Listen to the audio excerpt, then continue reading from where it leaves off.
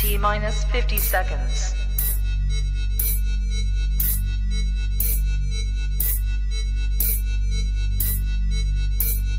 T minus 40 seconds.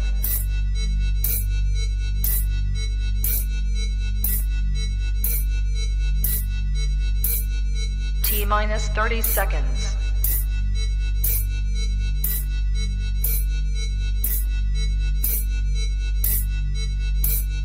T minus 20 seconds.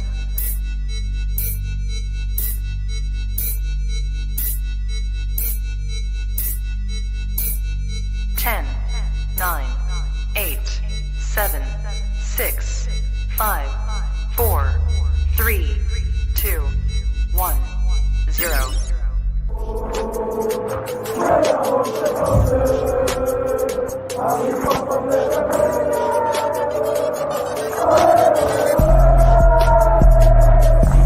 Shout out to Kopish. Shout out to Kopish, guys. Keep all the good work the up. two legends, Emil Heskey, Howard Gill. Can't get much better than that guy. Yeah. You know what to do now. Like, comment, subscribe. I'm with legends, guys. Kopish.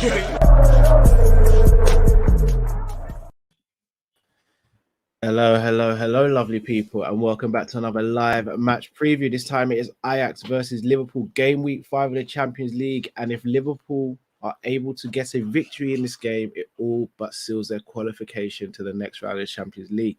As always, when we get behind the mic, please make sure that you subscribe, comment, and like. Drifty, how you doing this afternoon, bro?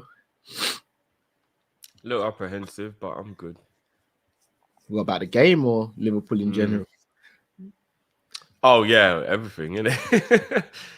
Like everything. I just find myself having to constantly have conversations with people now where they have to just make sure they understand I'm seeing the shade and the subliminal shots, and I'm like, all right, yeah, cool. You've been hindering this hate and ill will for a long time, innit? You just couldn't say anything. Fair enough. Now you're allowed to say it. You're screaming from the rooftops, you know. I hear you. Shout out to Pimping the Stress with the early super chat. right on cue. I ain't even got a drink, bro. So my glass is completely empty, upside down in the dryer. But yes, big up to Pimping the Stress. Big up to everyone else in the chat as well. Drift, it's a big game. The last time we played Ajax away from home, we were able to get a win, and that was back in the 2021 season when Curtis Jones popped up on the score sheet for the winner that day. And if I'm not mistaken, us winning that game guaranteed us qualification. How are you feeling going into this game? The mad thing is, I don't really know what to think anymore. I think if you look at our season, I think we've played, is it 15 games? I think, or something like that. In total, like in if you include the charity shield or whatever as well, I think it's 15 games, yeah. And if you look at that game and how well we played in that game, and you look at how poor we played in like the Fulham and the Crystal Palace game, then you look at and then you look at the 9-0 against Bournemouth, and you look at how poor we played in the Man U game, and you just keep going in this weird pattern. And you look how well we played against Rangers, and then how well we played against City. And then you look how poor we played against Nottingham Forest. I can't figure them out, bro. I don't have a clue. I don't have a clue, bro. The Ajax game could be unbelievably embarrassing or flawless victory. Like we literally are like all over. I don't even like to use this term because I know some people might try and see it as disrespectful, but obviously I'm not being disrespectful. I'm just saying it so it's obvious as to what you know. Like the team is bipolar at the moment, bro. Like literally, it's like 1 minute we're one way and then the next minute we're another way, and it's like I don't get it, bro. I don't understand what's going on, bro. I just don't. Yeah, we're hard to figure out at the moment, and you can put it down to injuries, you can put it down to tactics, you can put it down to form. Bottom line is Liverpool aren't playing how we'd want them to or how they'd want to be playing. And the inconsistency is hindering our season. However, we know the league is pretty much, I won't say impossible, but I'm going to say 99.9% unlikely that we're going to be able to win it this season. The Champions League, however, is a knockout competition, a competition where we've only lost one game in the Champions League so far this season. It was a mad, bad loss. Do you think this is a competition that can actually galvanize the squad to go far and actually make something out of this season? Because the Premier League looks like it's going to be a madness. If I'm being honest, I think the only way we can win something this season is domestically. Like one of the cups, maybe retain one of our cups. That's probably the only way we'll win something. The only thing is, do we even have the squad depth at the moment to be able to win a cup? Because can we concentrate on a cup if we've got to fight our hardest to try and get back up into the top 4? So I'm not accepting of not winning anything, but I'm coming to the realization that it will be better for all of us if we take silverware off the table this season and maybe look for other things this season to be seen as positives. Yeah, I hear that. All right, should we look at the first time we played Ajax this season? Arguably, in my opinion, one of our better performances this season. Now, we still did concede a goal, which I don't think we should have. It should have been avoided. But we conceded, but we managed to get the win in the end. Almost a Liverpool type of result where we dominate for a large portion of the game. We concede a silly goal, but we get the winner in the end. How do you expect this sort of the format of this game to go? Because we're away from home and because we're quite terrible away from home. I know in the Champions League we did well against Rangers away from home, but generally speaking, we haven't. I think the Rangers game is the only game we've won away from home this season. I think we only have. Oh, in all competitions, yeah. In all, I think 2 draws in the league, and we got battered by Napoli. Yeah. So our away form is terrible at the moment. So that worries me. With it being an away game and our home form is and our away form is so terrible. The only thing that gives me a tiny bit of hope is I have to push on because they need the win and we don't. And hopefully it means that they'll leave some space that we can exploit, because we all know that our biggest Achilles heel, generally speaking, is a team who just sits back and counterattacks against us. So hopefully, I mean, we say that, but those aren't the only types of teams that have been beating us or the types of performances that have been beating us this season. Usually it's the low block and counter, you're right, but we've kind of been getting moved to by all types of teams, because Napoli didn't sit back against us.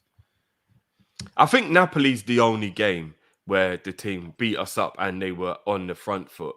I think all the other games, like Man United, when they went into a 2-0 lead, they're on the front foot. No, but the majority of that game, they counter-attacked. That's how they got their goals, remember? No, above the first one, they played through us, bro. No, but it was kind of a counter. Like, not literally a counter-attack, but, like, we were pushed up. The second one, yeah, not the first one, though, bro. Remember, they played little 1-2s in and around the box and then walked into the box, and Virgil was on this figure skating. Weren't that off the back Virgil was on this, remember, bro? Virgil was on this. Yeah.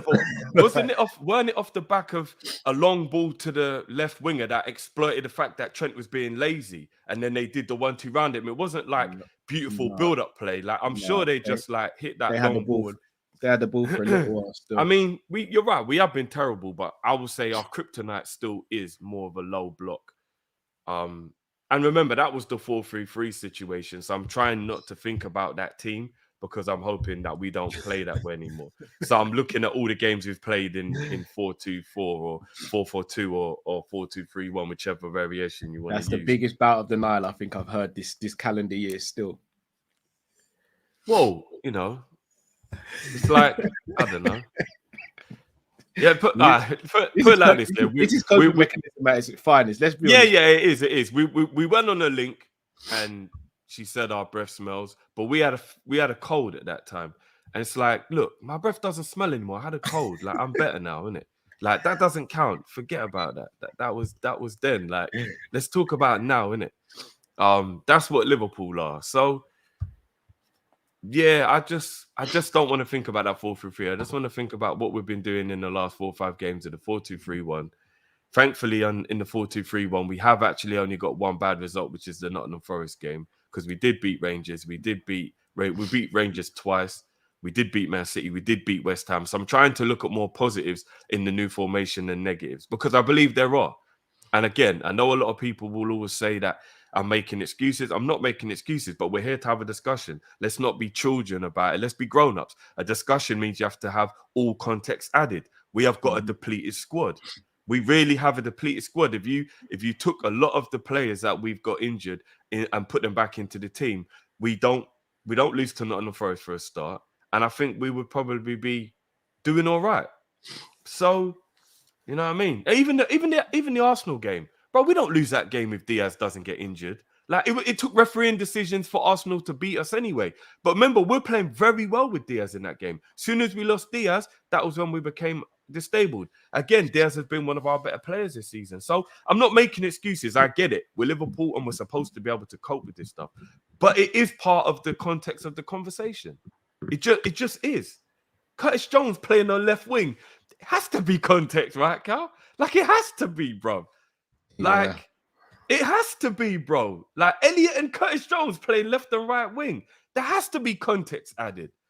There has to be. Otherwise, what's the point in having a transfer window? Because if players being missing isn't part of the context, then that means signing a player shouldn't be part of the solution.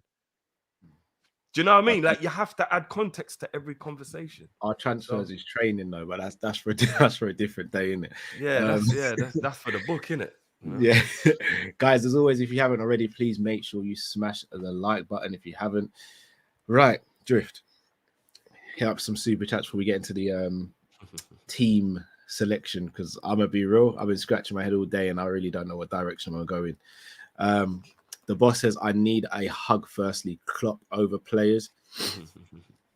You know what? Just quickly, if anyone's actually got the vocabulary to explain in a very short way, because obviously we can't just have like whole like paragraphs in the chat. But if it's an excuse and not a reason, then why do we care if we buy any players?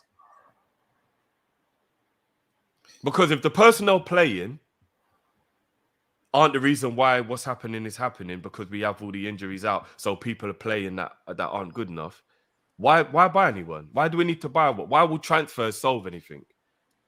I just want to know, because people who say it's an excuse, you might as well, when a player's injured, for that period of time, you might as well act like that player doesn't play for your club, just to make it easier to talk about the scenario. So if Liverpool don't have Diaz, we don't have Jota, we don't have Ibu, we don't have Matip, we don't have Thiago, if we don't have those players, we would all be saying, raw, we need to buy players, like we need to buy players, we've got to go in the transfer market, and we got to do this and we got to do that. So if that's the case, then why, if those players are injured, is the situation not, well, a lot of that loss or a lot of that poor performance was down to players not being there? Like, why is it an excuse? How? That's just people who just want to be angry and blame somebody.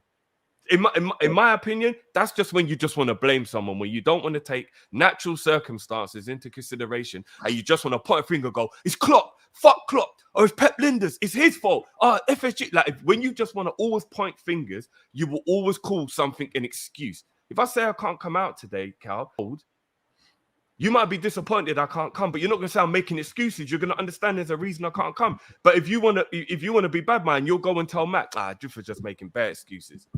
Do you know what I mean? Like, you have to have understanding in a situation.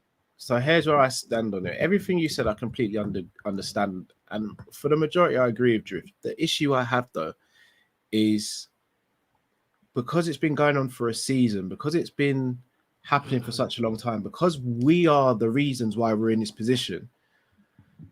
So I can understand why people are like, it's just excuses, because we've put ourselves in this position. We have. Like, no other teams put us in this position. I know that. I said recruitment at the beginning of the season, but there's other games this season where, again, like Nottingham Forest, with all due respect to Nottingham Forest, and look, I can't even disrespect Forest because they beat us. They beat us fair and square. Yes, you have to go out and beat that team. Like, the players we had that day should have been enough to beat Nottingham Forest, and we didn't even look close to beating them. And Klopp can sit there and talk about chances missed. Like, we can sit here as fans and talk about FSG not investing, the fact of the matter is those players should have been good enough to win, and we didn't adapt ourselves to win that game because of nonchalance and arrogance. And for me, this has been more of an attitude problem this season than an application problem. So again, I'm not even trying to blame Klopp or blame FSG because again, you all know where I sit on this. They're all in bed together. My issue is Liverpool Football Club needs to be fixed. And if it's not going to get fixed, we are going to get left behind. And look, there's news in other aspects today with regards to Michael Edwards, Jude Bellingham. What I will say on the Jude Bellingham thing, guys, two things. Firstly, if you thought we were getting Bellingham, then with all due respect, I genuinely don't understand why you have that inclination that we're going to get him. Also, second of all, talk of him going Real Madrid, that is just paper talk. I don't know why we take this stuff as just gospel, that it's happening. It's not. In the same way, if someone come out and was like, yeah, Bellingham's entourage have agreed to go to Liverpool, we'd call it out and be like, no, they haven't. Like, so I don't know why we take these. And again, I'm not even trying to come for anyone on the internet or anything like that, but we take these quote unquote ITKs as gospel. Like they can't be saying things to get clicks. Like, I'll be honest, guys, me, Matt, and Drift, we could do that. We could go on the internet, we could go on Twitter and be like, this player, this guy in there, and we could do the ITK stuff. But really, truly, what are we gaining from that? What, a couple thousand followers, maybe? All right, pretty, looks pretty. But I'd rather have the following that we've got, knowing that we are legit with what we say, or try to be legit with what we say, than make stuff up. It's easy to make stuff up. So I don't understand why, as a fan base, we get rattled by these things.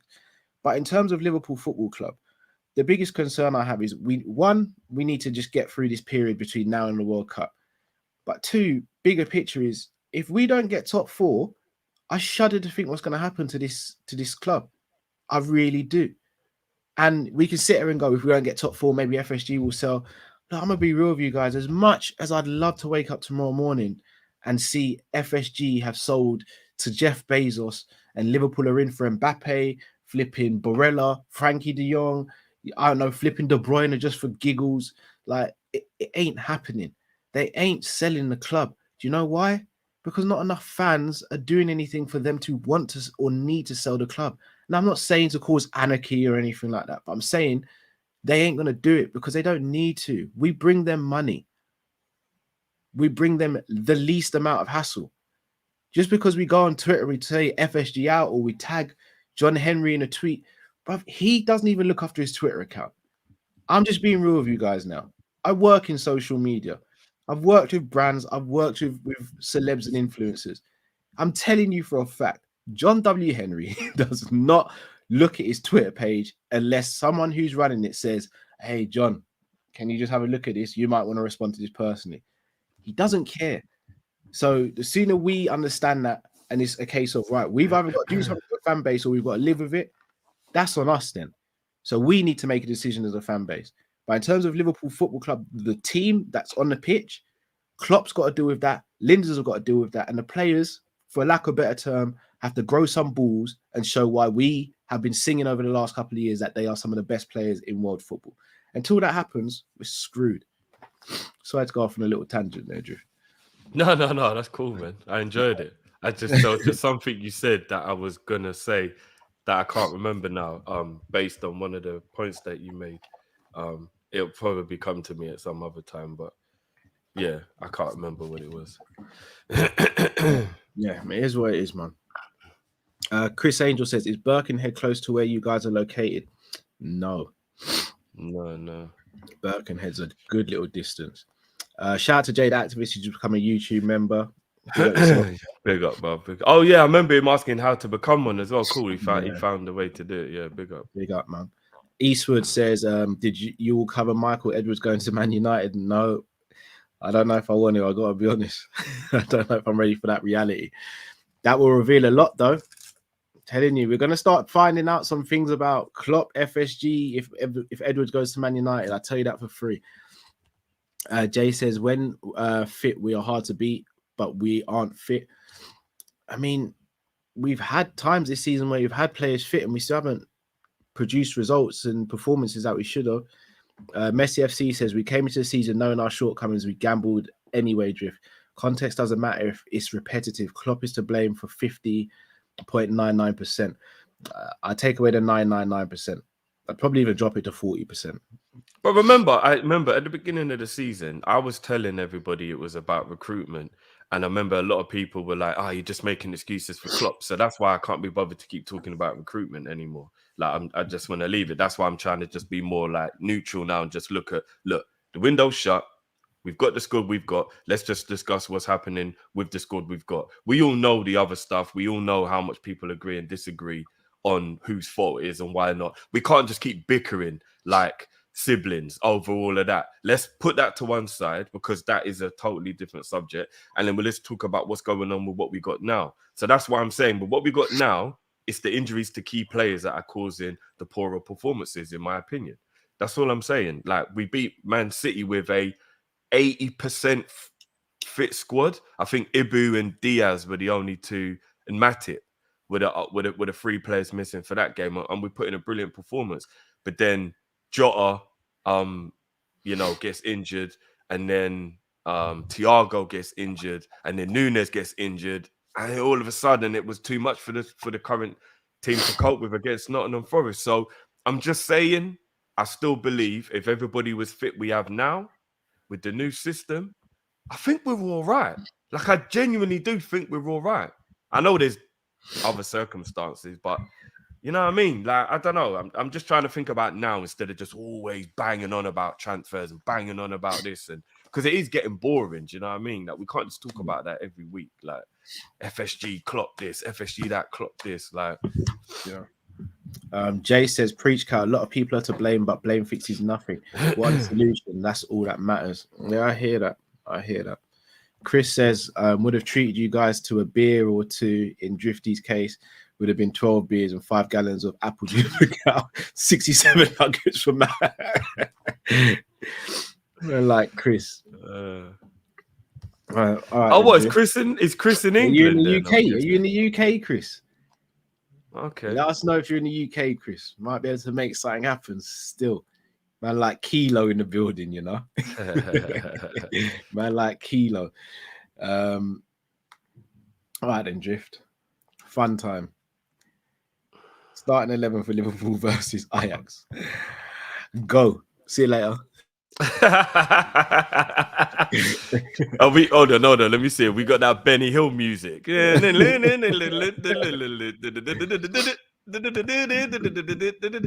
Bob.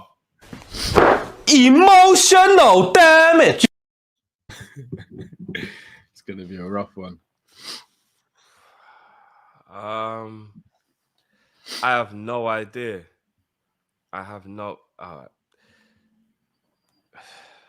He went with Milner against Nottingham Forest, right? And he was our best outfield player. Yeah. Shout out to the goat that is Millie. All right. I don't think he will do that based on Millie playing 2 games in a row in a short space of time at his age.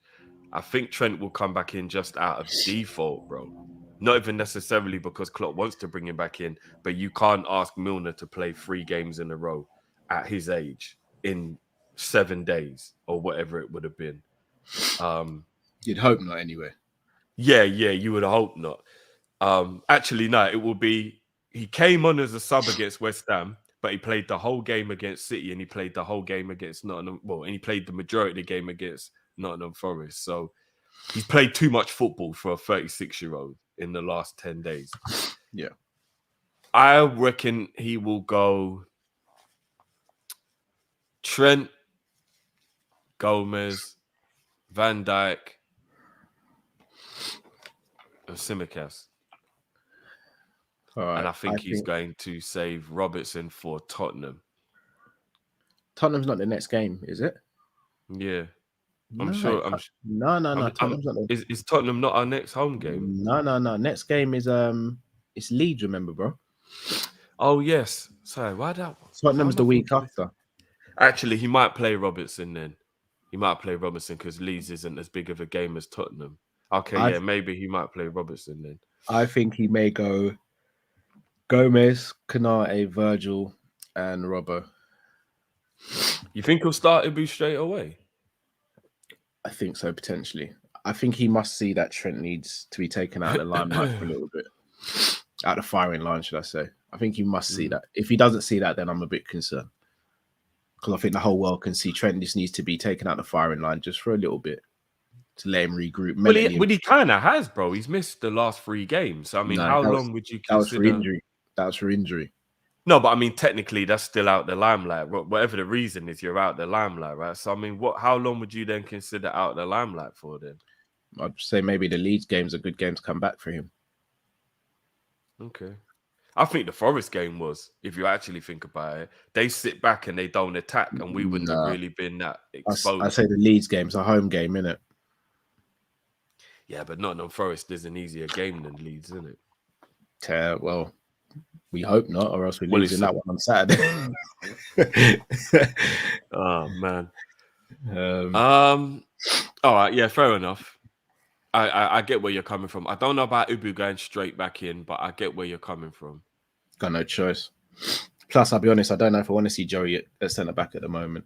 He's another one I think kind of needs to be taken out of the firing line, but the only thing we can do is move his position where he's got less. I just think he's got some kind of concentration problem or something at the moment. I don't know.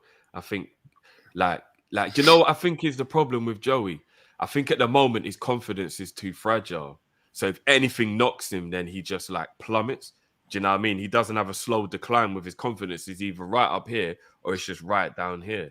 I think that's a little bit of a worry with Joey, because I remember in the first half against West Ham, he's brilliant. He makes that one mistake right before half time to give away the penalty, which we thankfully didn't get punished for. And then the second half wasn't that good because he was like he couldn't get over it. Then the Nottingham Forest game looks like a continuation of that poor confidence out of that. Do you know what I mean? So it's weird. It's like his confidence is extremely fragile.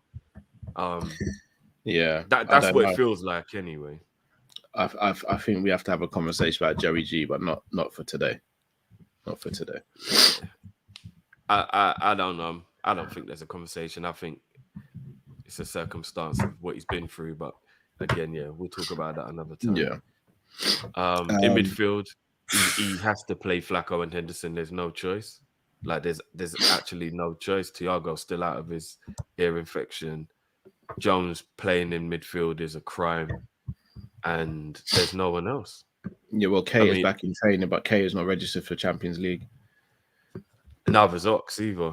And he's obviously in training, but he's not registered either. I wouldn't have played Ox anyway. He's literally just come back.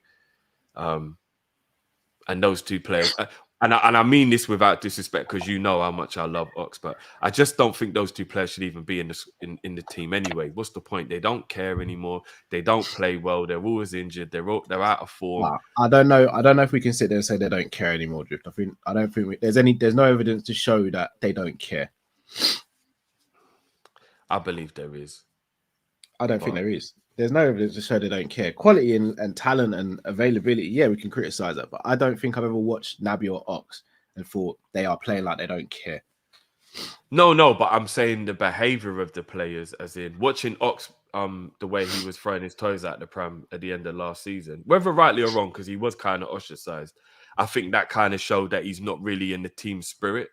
And the way he was on the bus, I remember looking at the parade and he was kind of stroppy. And I was just like right now, that's why I thought Ox was going to go. I honestly don't know why he's still here.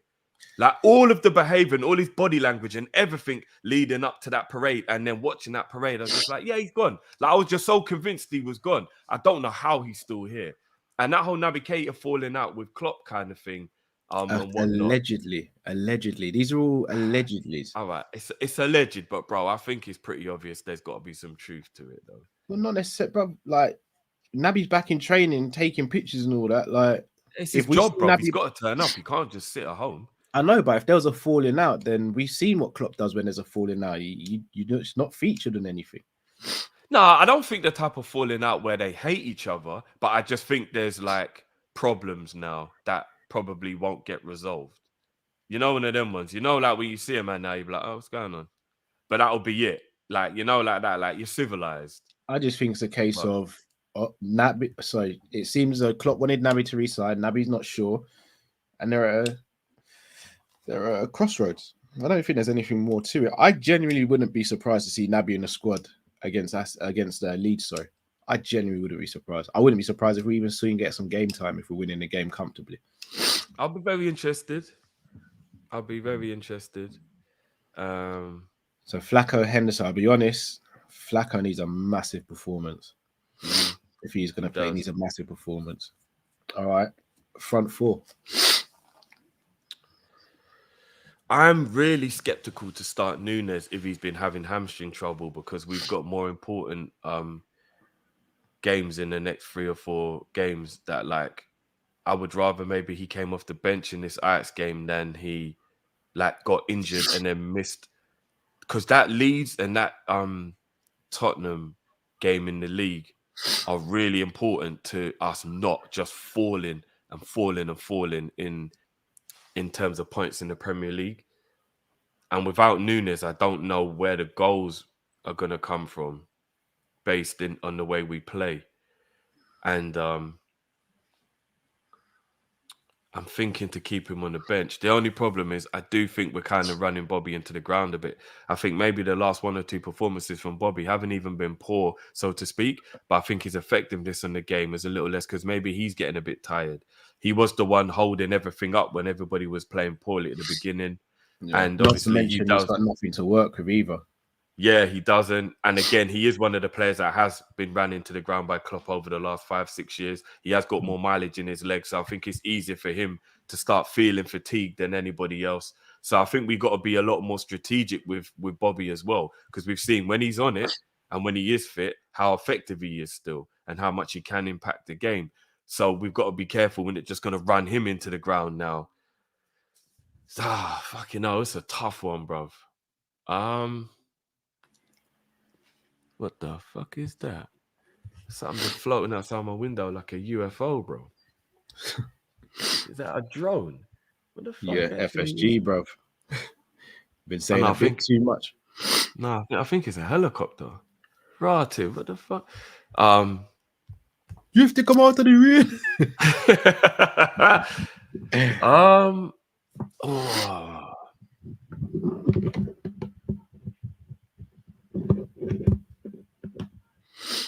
Oh no, bro. What would you do?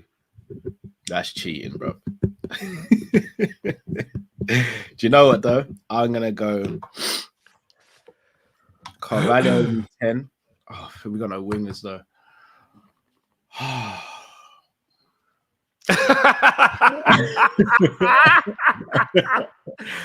Well, you know, smash the like button on your way out. We'll be back tomorrow.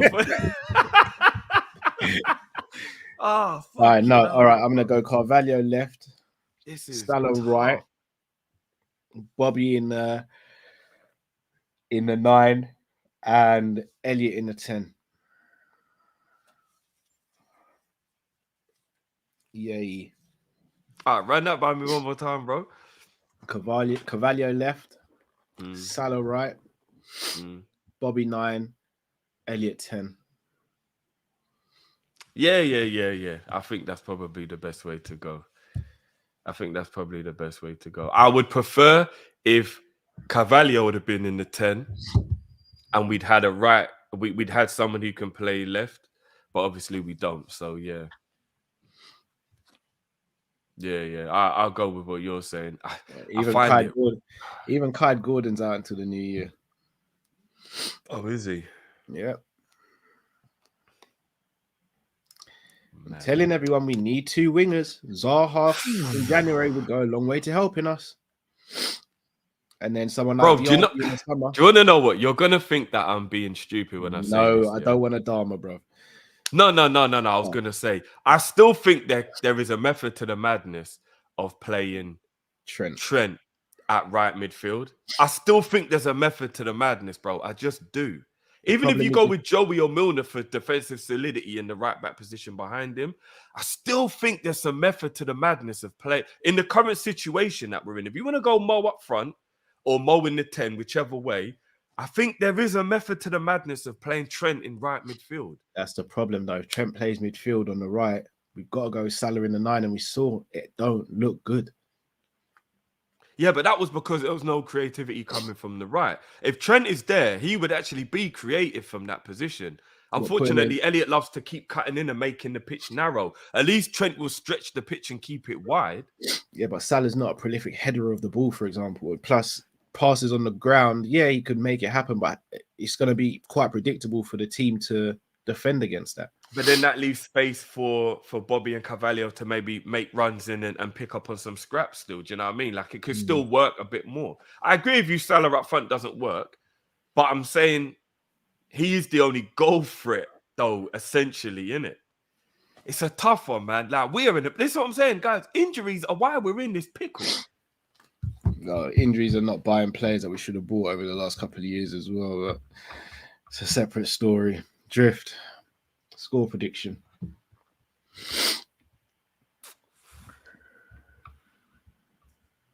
Unfortunately, 1-0 Ajax. I'm going for the dirtiest of 1-1s. I'm talking about filthy 1-1s. I nearly said 0-0, but I don't think we'll keep a clean sheet. Neither do I. I don't think Ajax will either. So maybe 1-1's a good score. I'm with you on that. I'm talking about dirty. It's not a. I'm talking about a dirty 1-1 where we're screaming at the TV on the 88th minute saying, "Just clear it, man! Just clear it." It's gonna be horrible. And the mad thing is, Cal, as dirty as this is gonna sound for me to say, losing to Ajax 1-0 still means we qualify. So it's not even the worst result in the world. In theory. Yeah, because we'd have a better head-to-head. Because we beat them 2-1. So our head-to-head would be better than theirs. Okay. I think that's how it works. Someone can correct me if I'm wrong, but I think so am I right in saying if they beat us 2-1, then it comes down to the last game? No, I think that would be goal difference because they would still need to win and would still need to lose to be on the same points if they beat us 2-1. And then I think it's goal difference. Where we've got a good bolster because of that Rangers. So let's hope that isn't the case. You know what I mean? But I'm just looking at the groups now. So we're on 9 points. So if Ajax beat us, they go on 6 points. Yeah, we've got a 10 goal swing. We've got a 10 goal swing. We should actually be fine. But draw solidifies it.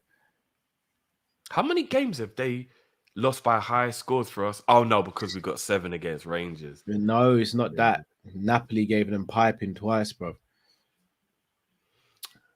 No, it was only 3-2 in the other game, wasn't it? I think it was like 4-2. I think it was only 3-2 in the return game, was it? No, I don't think so. I think it was 4-2. I know they piped them in the first game, but I thought it was 3-2 in the second game. Or 4-3. I remember that was a very high-scoring game. It was 4-2 in the second game. Oh, was it 4-2? Okay. 4-2. I thought it was 3. I thought it was 3.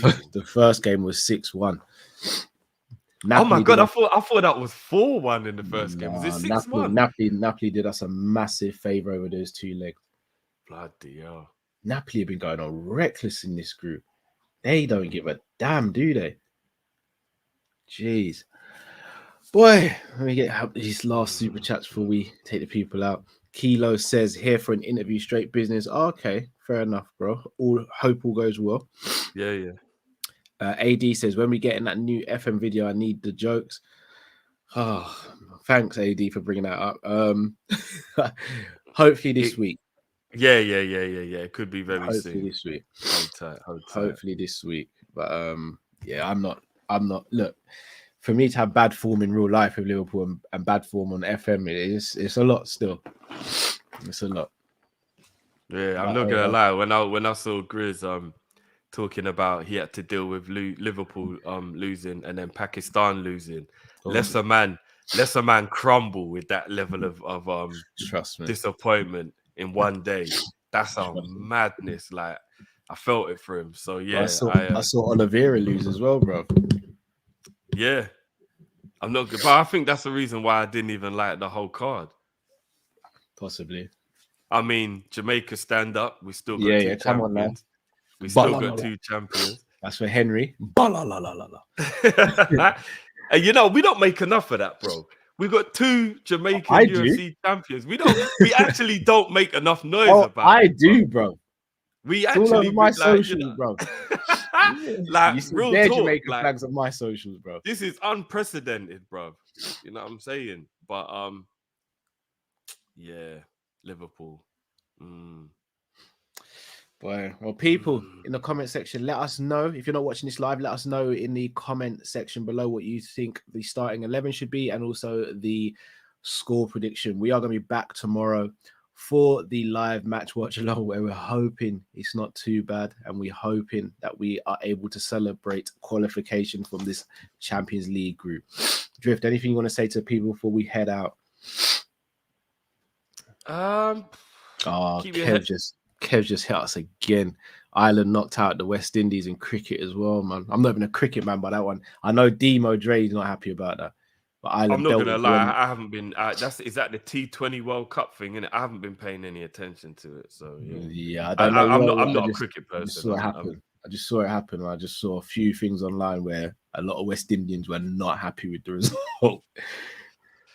Yeah, I mean, yeah. To be honest with you, I've never actually really heard of Ireland's cricket team. Like, Yeah. and I say that with no disrespect. Like, I didn't really know how good Ireland's cricket team was. So yeah, if you asked me who would win that game, I would have said West Indies. But I don't keep up with cricket, so I haven't got a clue what's going on there. You man in the comments, leave my hair alone, man. I've had a rough week, you know. As you can see, I've had a rough week. So allow me, people. I have it slicked back tomorrow in a ponytail and all that. Pause. But leave me alone. I've had a rough week. Raw boy, hold on. There you have it. There you have it, bro. There you have it. Jeez. It is what it is. Demo, come out to the ring. Oh boy, but no, big up Ireland for getting that done. Yeah, congrats, Kev, man. Congrats. And now, people, until we see you tomorrow, have a fantastic rest of the day. Stay safe, stay blessed. We are Kopish and we are out, people. Take care. Peace.